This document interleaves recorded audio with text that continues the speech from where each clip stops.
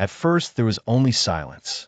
The city had gone still, as if even the stones were holding their breath.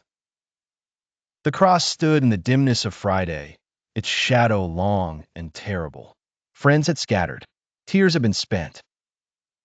The one who healed the sick, opened blind eyes, and spoke peace to storm and sinner had been laid in a sealed tomb. Night covered everything. Mary came with sorrow in her steps, not expecting a miracle, only a place to grieve. Peter carried the weight of his failure. The disciples hid behind locked doors, their hopes buried with the body they loved. It seemed that darkness had won, that death had spoken the final word.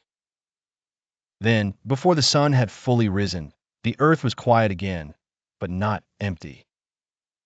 A stone was moved. The tomb was open. And in the dawning light, the grief of Friday met the wonder of Sunday. Jesus was not there among the dead. He had risen, just as he said. The grave, once a prison, had become a doorway. Fear began to break. Tears turned to astonishment.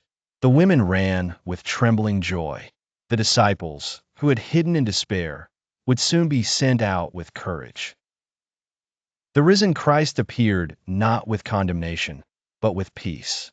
To the mourning he brought comfort. To the doubting he brought proof. To the fearful he brought breath and fire.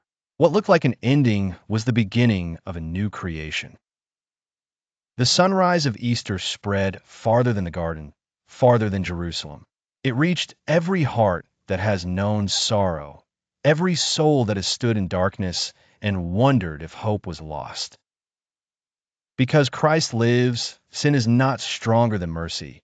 Death is not stronger than life, and the night is not stronger than the dawn. The lesson of Easter is that God's love turns the darkest hour into victory, and the empty tomb becomes the promise that hope will rise again.